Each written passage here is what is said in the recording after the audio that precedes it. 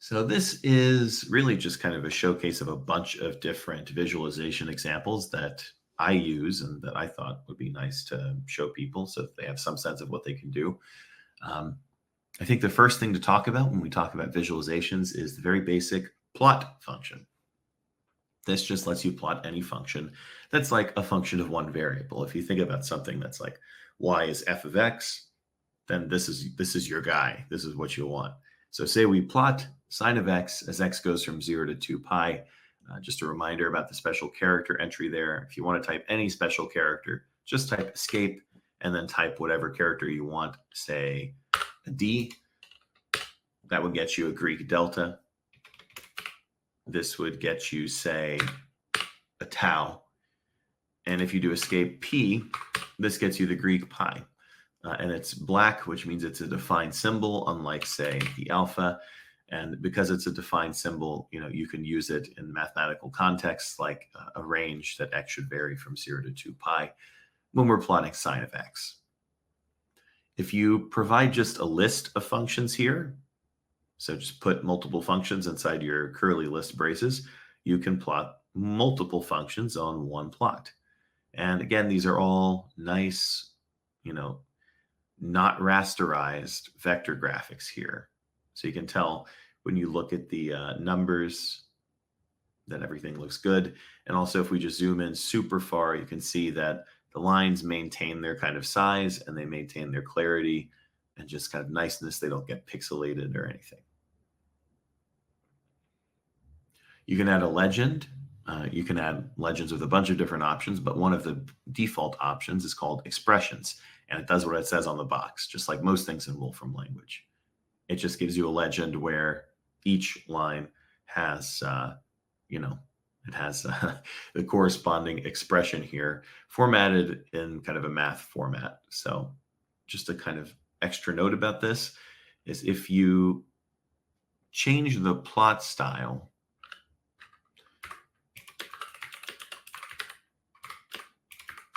let's leave the first one to have an automatic plot style. We're going to have the second one, the cosine, to be dashed, and then we'll leave the third one automatic as well. Note that any plot styling you pick will automatically be propagated forward to the legend here. So I didn't have to do anything fancy to get the legend to represent the fact that I made my cosine dashed or, dotted or dot dashed or whatever other thing. Or if I made it like a thick line and I made it red, those things would also propagate to the legend automatically. How to plot sine of x? Well, you just plot it.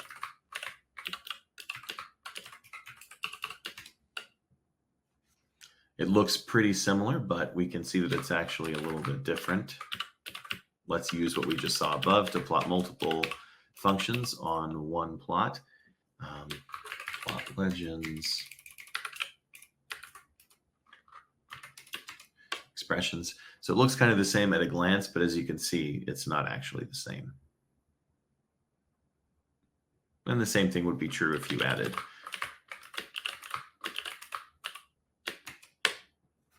well, cosine is a little bit different on account of being an even function, but you see the idea.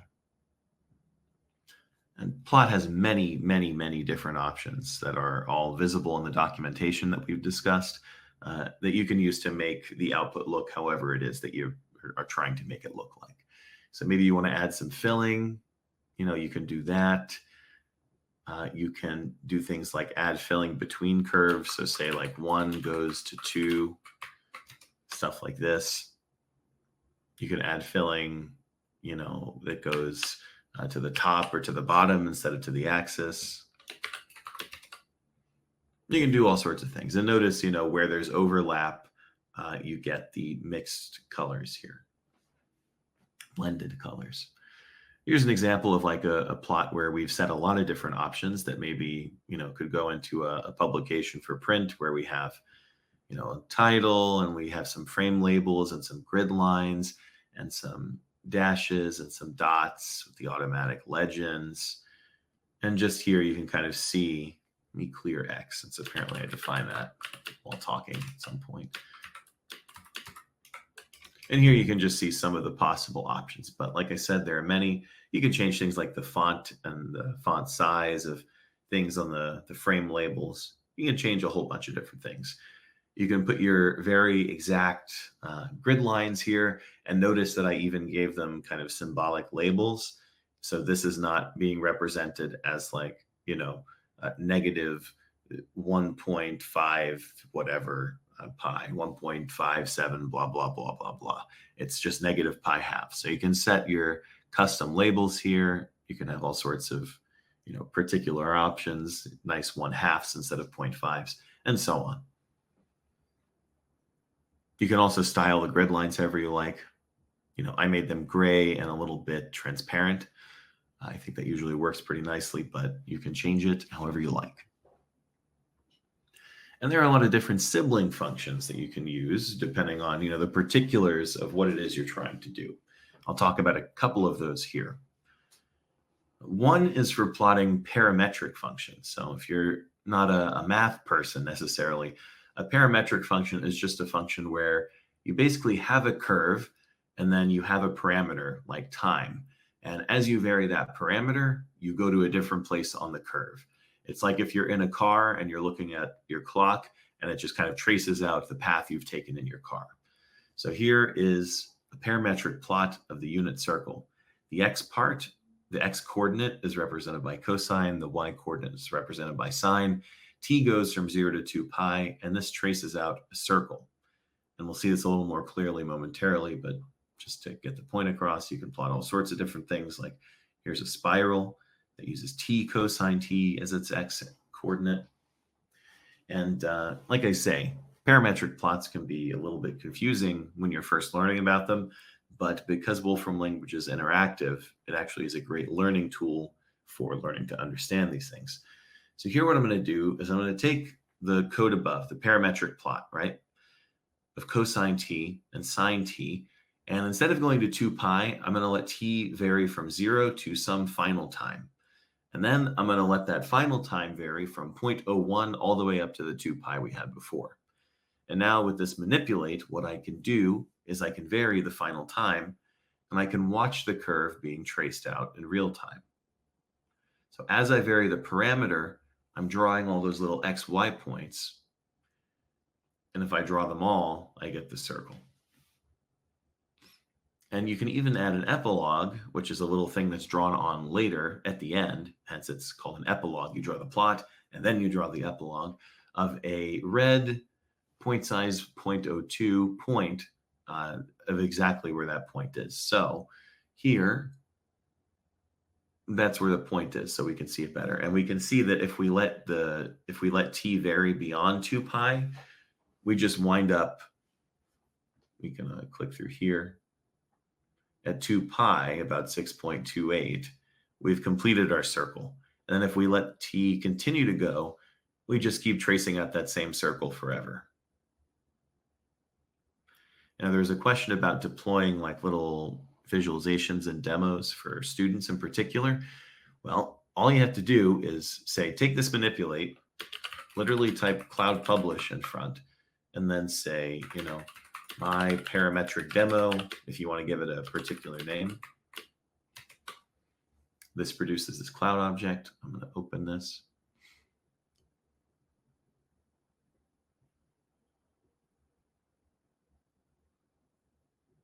And here's the demo. And if you click around on here, you can interact with this demo and see what happens.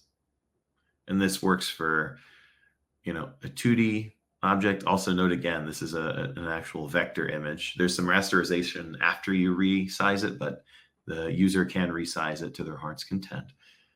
You can do this with 3D things, with any other type of plot, any sort of manipulate that you want to deploy, you can do. I will, in fact, just momentarily note that, you can even do something like, say you're trying to clue kids in about how antiderivatives work. You could say x to the n goes to, let's integrate x to the n with respect to x, and then we're going to let n vary. Well, let's say that n starts at 1, and then we're going to let it vary from minus 5 to 5. So x goes to x squared over 2. I should have put a 1 here to make sure that it only goes in steps of 1. X goes from x squared, x goes to x squared over 2. X squared goes to x cubed over 3, and so on. You know, even something like this that's not exactly a visualization.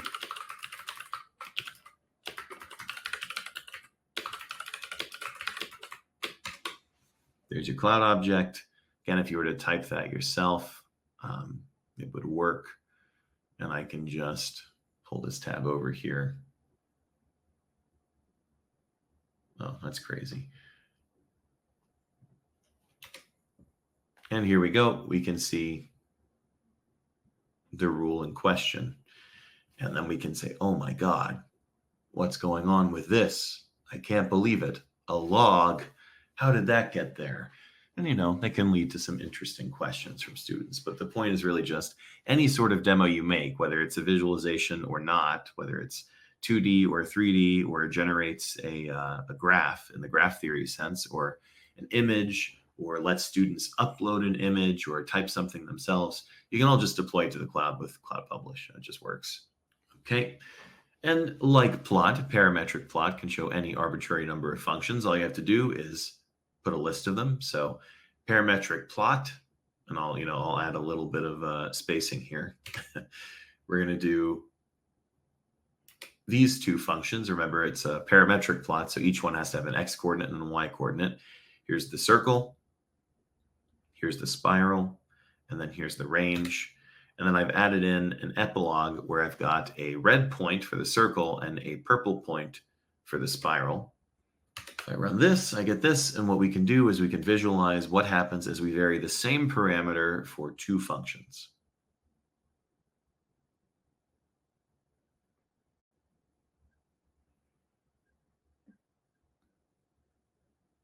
I mean, this code might look like a little more scary than the code above at first glance, but I mean, think about it explicitly.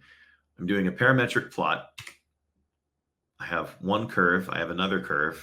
I put them both in a list here that's represented with these braces. There's a time range, a parameter range, where t goes from 0 to tf. The epilogue, I do a red point size of a point at cosine and sine of tf, and then I do a purple with a particular point size point at this, and these are just the exact expressions here. They're just represented with a tf instead of a t. And then I set the plot range to be big, because if you set it to be, say, like 2, the spiral grows past the point very quickly, and it becomes less interesting, right? So I just set this to a size that I know would work, and you can just test it out. It's very quick, obviously, to just try things out here. And then here you go. And just like before, you can cloud publish this to the web, no problem. And so this can lead to interesting questions about, like, when do two parameterized curves cross? How can you solve for that? And you can note that the 2 points here, because the kind of angular position of these two curves is determined by cosine and sine, it's just that the spiral grows in the x component. You can see that the red and purple points always have the same angle with respect to the starting point.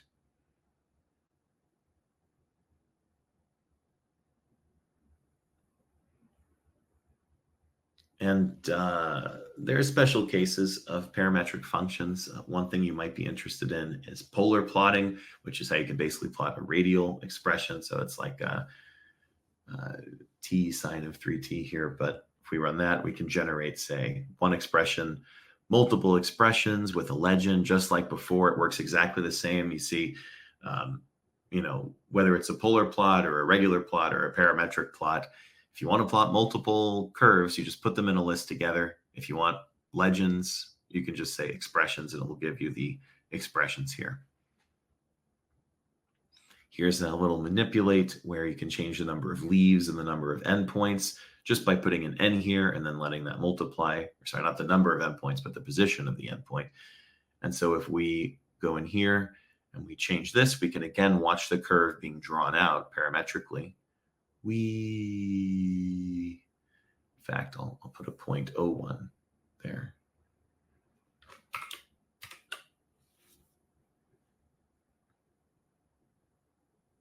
We do this. If we click on here or on here, we can see the parameters explicitly. You can even animate them. So if I click play here,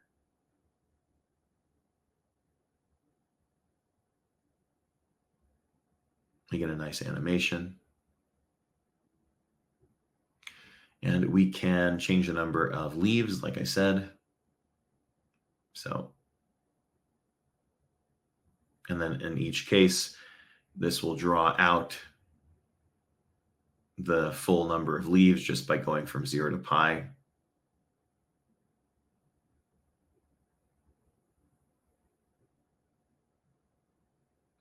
So it's a pretty neat little demo, given that the entire thing, like there are no dependencies, there are no packages. This is the whole thing. That's it. And if you want to cloud publish it, well, just like before, you can just put a cloud publish.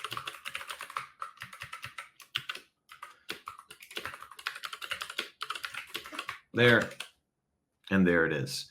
And there's one other thing I'd like to mention. Suppose that you have, let's leave the number of leaves at 5. So this is our little thingamajig. It's a nice one. Let's also let the endpoint just start at 0.01, maybe even 0.001. So we have like the simplest possible version of this. Watch this. If I just type video, if I do this time now to enable dynamics, we've exported this video. And now it's just a video that plays the manipulate forward and backward just by putting video in front of here. And so you can, export this however you want, but you now have an actual video file. So even if you don't have, if the students don't have access to the cloud, which those publish links, you don't need an account or anything. You can just click on them and they just work. But if you want something that's even more transportable in a sense, you now have a video version of the thing, which I think is pretty neat that you can get that just by typing video in front. The little demos that I was doing with the cloud deployed parts like this,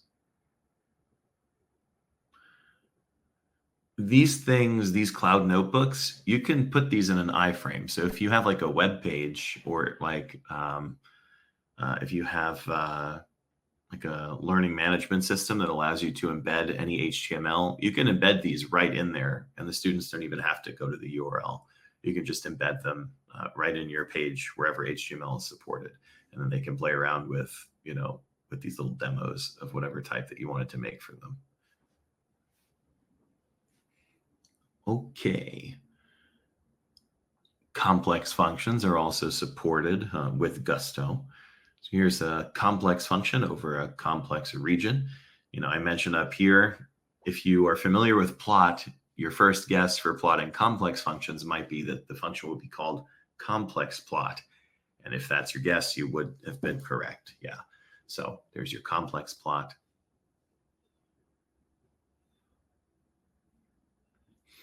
It's a very nice looking plot, I'll say.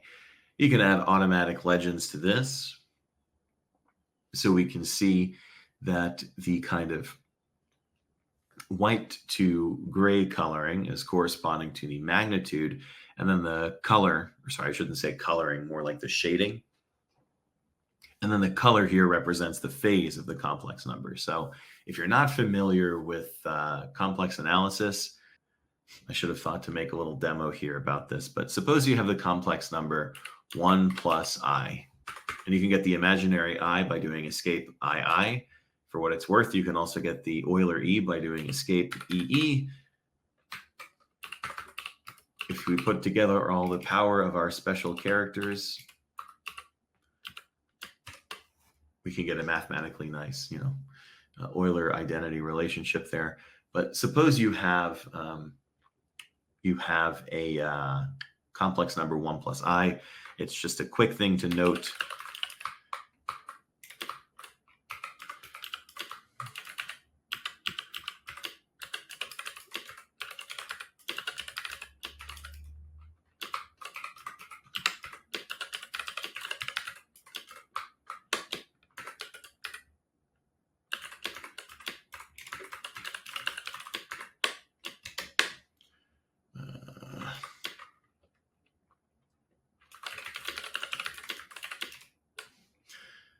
Let's make it 2, actually. If you have a complex number, it's got a real part and an imaginary part. And what we say when we're talking about imaginary numbers is that you can visualize them as being two-dimensional. They have one dimension that's real and one dimension that's imaginary, so to speak. And if you just draw an arrow and you say, okay, well, how far out are you in the real direction and how far out are you in the imaginary direction? You can then think of this arrow as being a vector, and a vector has a length. In this case, that would be the square root of 2 because it's a right triangle with side lengths 1. And it has a direction, and that's the angle away from the real axis. So that would be 45 degrees, or pi quarters, pi over 4. So when we're talking about complex numbers, they have a phase. That's that angle. We also call it a phase because, we like to be confusing.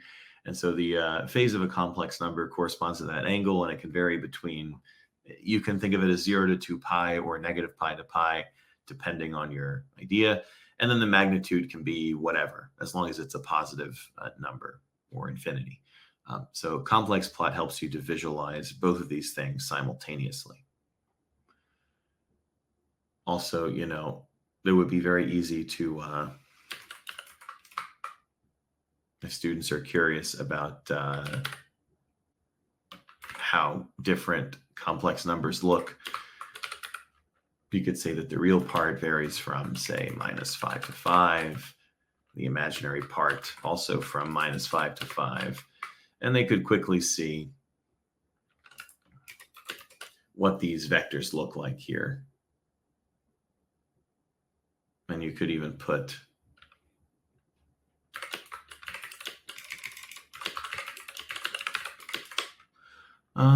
we've got real and M.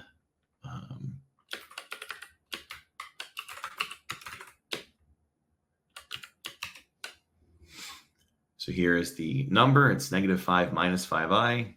It's over there. And you could make this a column and show the magnitude and the direction and everything.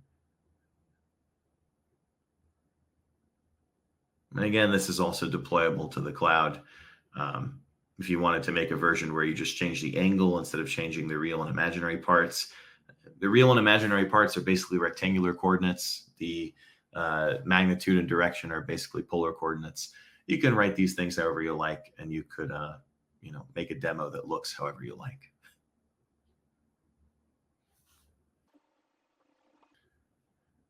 And just a note here about complex functions. They're, complex. So they have a bunch of different visualization options that you can mess with, right? So here, for example, we're just going to talk about different color functions that you can use. So there's automatic, or a max absolute value, or a local max, or global absolute values, or quantiles, cyclic, log absolutes.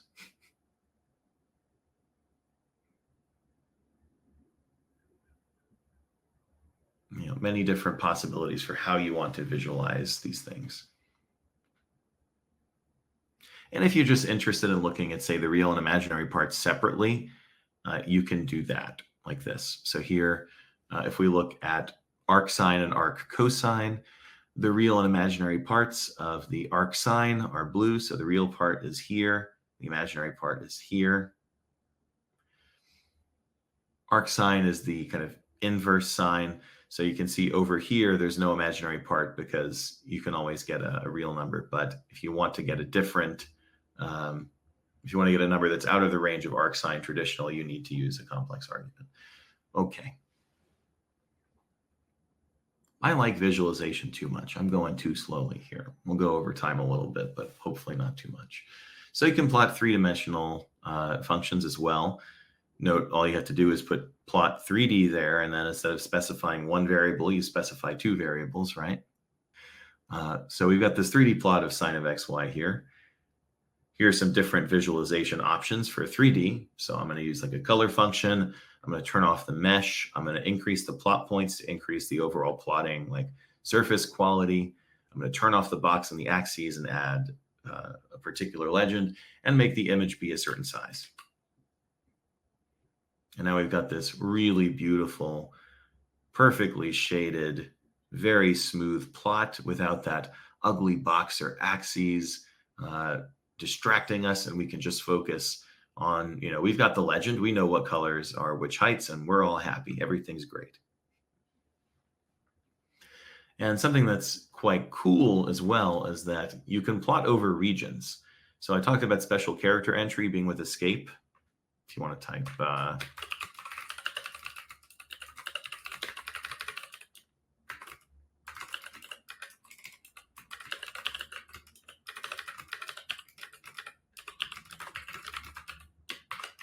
so we can say like X and Y are elements of the annulus centered at 0, 0 with an inner radius of pi quarters and an outer radius of pi, say. And that's what I've done here. Plot me cosine of xy, where x and y are elements of the annulus. And I've got that just there. And what I've done is instead of turning the mesh lines off, I've said only give me mesh lines in the third direction. So that's the z direction, right? The height direction. Because there's nothing, there's nothing inherent to a function in 3 dimensions that means that it needs to use the coordinates x, y, z. It could use a, b, c, or I, j, k, or whatever. They're just dummy variables like the variables we talked about yesterday. If I wanted to look at the first variable, I could literally just put a 1 here, and there's my mesh lines in that direction. You can see the spacing there is totally even.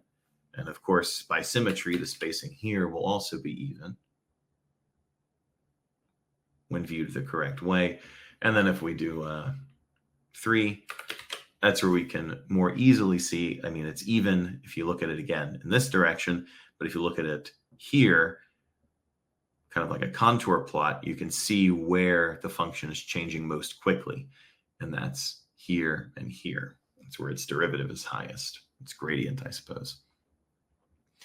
Here's the header image for our multivariable calculus course.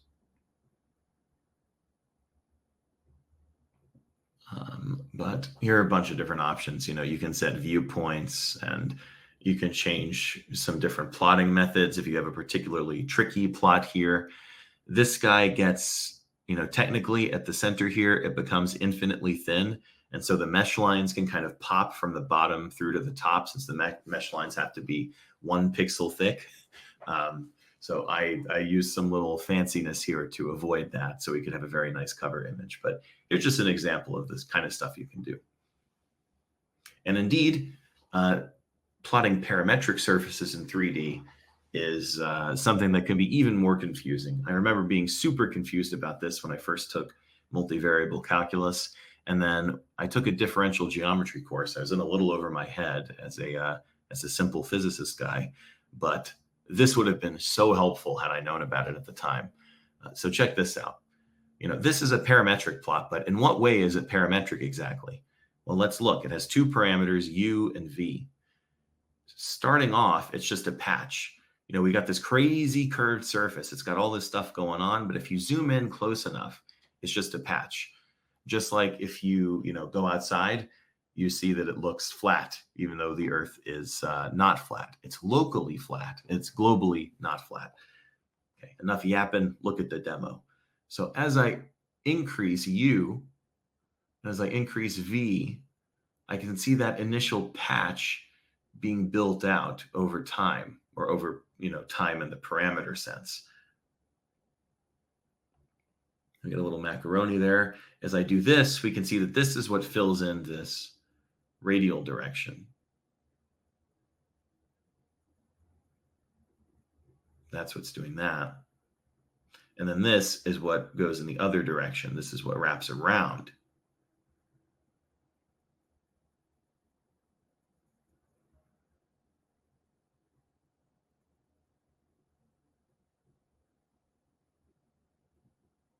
So here we have an almost completed piece, and we can see it finish if we just drag U of F there.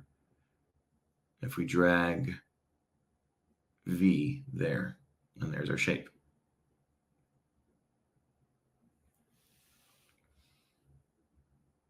And here is the 3D plot, and unsurprisingly, it comes from ComplexPlot 3D. And this is just ComplexPlot, but instead of using shading to indicate the magnitude, you can just see the magnitude in 3D. You might wonder, why is it cut off here? Well, the reason is that we've got a z² minus 1 in the denominator. And so whenever z² is 1, this function goes to infinity, which we can see by doing this.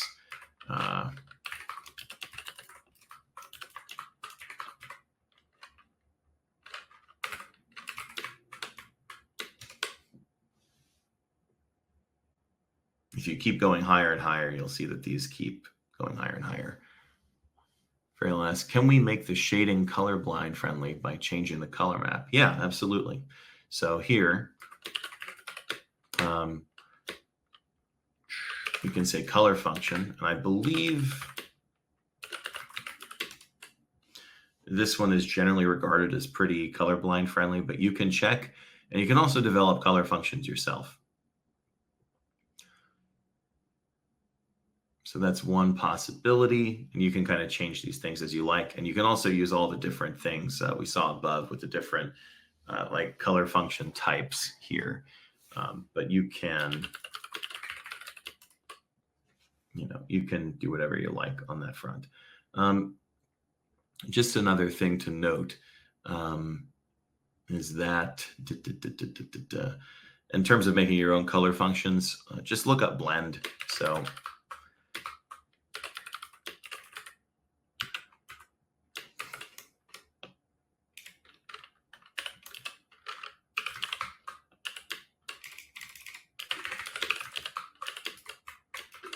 if I remember correctly, we want that, and then you could see how this would work by doing. And now let's actually do a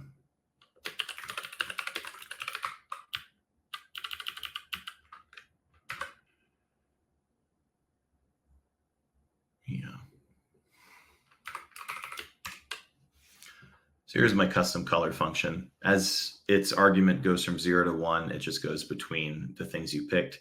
If you were to pick more things,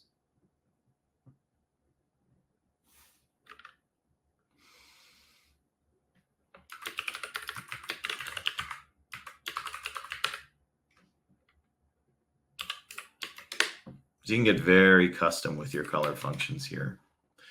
And that's visualization related. So if you just provide this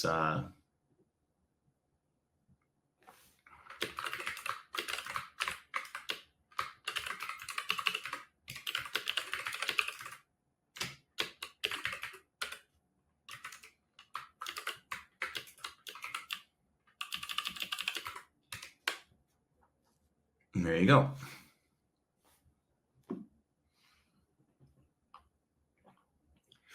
Here are just some slightly different visualization options for that complex plot.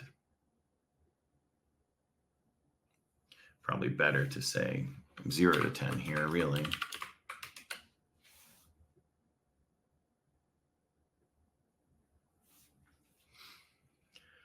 And, there are other ways to visualize these kind of surfaces, say density plot.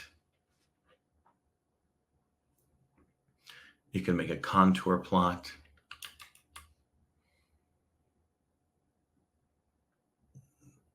And density plot 3D and contour plot 3D, if you can kind of think about what those things might mean, are also available. Lastly, we have, field support as well. So there's if you want to plot vectors, you might be unsurprised again to find that the naming is quite intuitive, that there's a vector plot. And we can set it by default to have the color function scaling for the magnitude of the vectors. So here we can see this field visualization. You can scale axes on their You can use a scaling function to scale, say, the Y direction with log scaling, and you can see that reflected properly here. Whereas we leave these alone. You can do a stream plot. This can be nice for certain types of field visualizations as well, like fluid flow. And if you want to make them 3D, you will be unsurprised to learn that you just tack a 3D on at the end, right? So here, for example, I'm plotting just a radial field, like a positive electric field, pointing out from a point charge as long as X, Y, and Z are elements of a ball. Just a quick note, a sphere is actually a two-dimensional shape, not three-dimensional. The sphere is embedded in 3 dimensions, but it itself is 2-dimensional.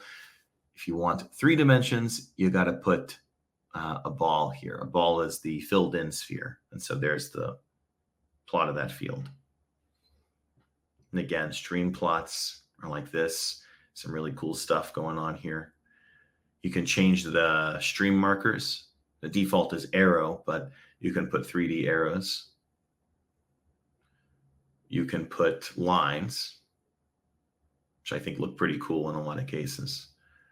Tubes, ribbons, and ribbon arrows or arrow ribbons, which I think can get a little bit cluttered depending on which way you're looking, but they might be good for your particular case.